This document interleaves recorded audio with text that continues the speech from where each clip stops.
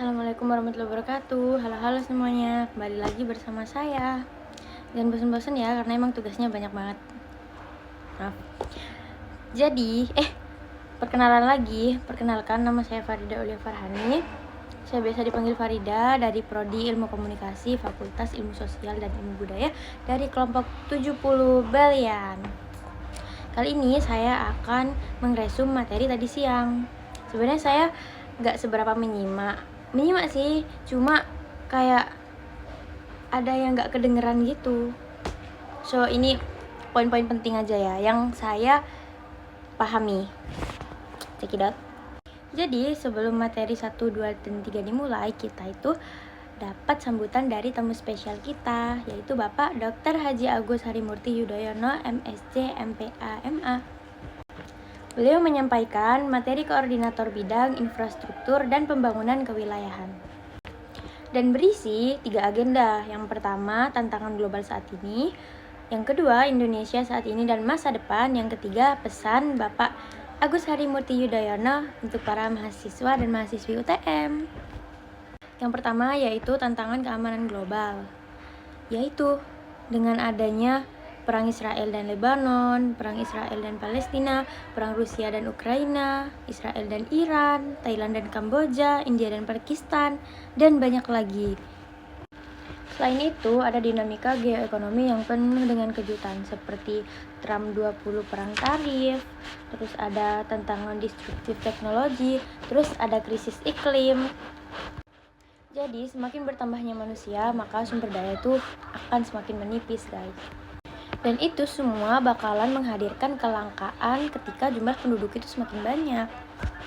Kemudian untuk krisis iklim pada kehidupan itu, 99% orang menghirup udara berpolusi dan bencana alam.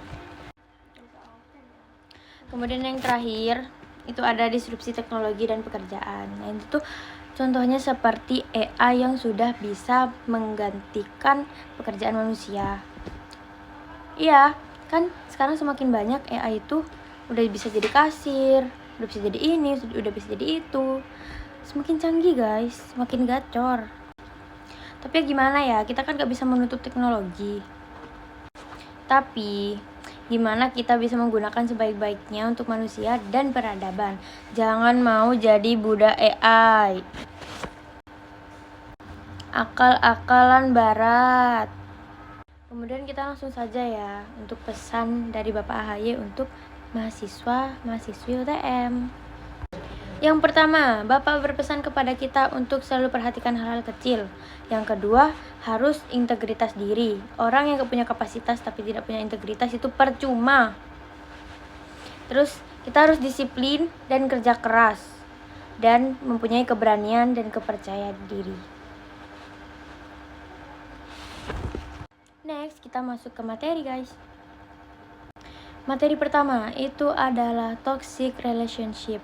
Tahu kan apa itu toxic relationship? Toxic relationship adalah hubungan toksik. Materi ini disampaikan oleh 3 pemateri guys. Yang pertama ada Ibu Hera Wahyuni, MPSI. Ibu Hera mengsurvei bahwa jenis atau kasus pada mahasiswa UTM itu yang pertama trauma pengasuhan ortu, fenomena menyakiti diri sendiri, dan banyak lagi. Terus ada juga mahasiswa yang mengalami kekerasan dalam berpacaran. Dari 227 mahasiswa yang pacaran, 198 mengalami kekerasan. Dan bentuk kekerasannya itu yang pertama ada fisik, ekonomi, psikologis, dan seksual. Tahun 2021 sampai 2025 tercatat sebanyak 44 kasus telah ditangani oleh Satgas, seperti kekerasan seksual dan lain sebagainya. Jadi kalau kalian mengalami kekerasan, langsung ngadu ke Satgas UTM guys. Dan tadi Ibu juga menyampaikan definisi toxic relationship itu hubungan yang tidak sehat sehingga membuat individu yang terlibat merasa tidak bahagia. Ketidakadilan selalu menjadi sasaran amarah yang berakhir pada kekerasan verbal, psikologis, dan lain-lain. Pemateri 3 yaitu dari Ibu Nailur Rohmah, SPSI, MA. Ibu Nailur Rohmah menyampaikan bahwa toxic relationship itu bukan hanya terjadi pada orang yang pacaran, tetapi bisa terjadi pada hubungan pertemanan, organisasi, dan lain sebagainya.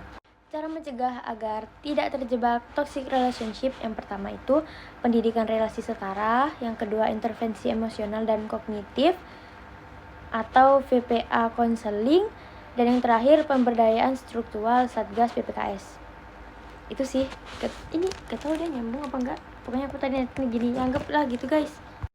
Selanjutnya materi kedua yang disampaikan oleh Bapak Dr. Holilur Rahman yang berjudul Golden Ways to Champion.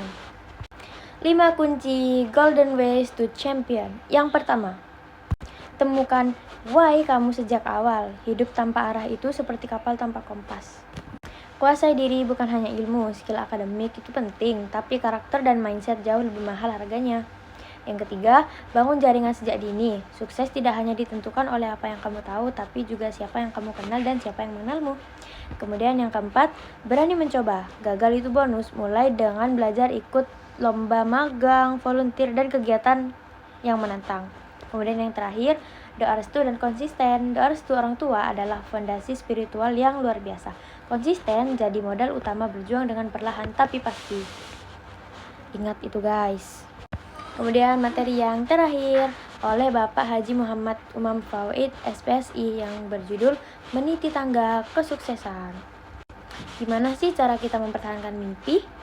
Yaitu yang pertama dengan percaya diri, tanggung jawab, berani, dan bisa mengambil resiko. Kemudian harus yakin pada kekuasaan Allah Subhanahu wa Ta'ala. Yang pertama, bila kita berusaha, kita akan mendapatkan hasil. Kemudian di setiap kesulitan itu pasti ada kemudahan, open minded, positive thinking, tanggung jawab sama diri sendiri. Sekian dari saya. Wassalamualaikum warahmatullahi wabarakatuh.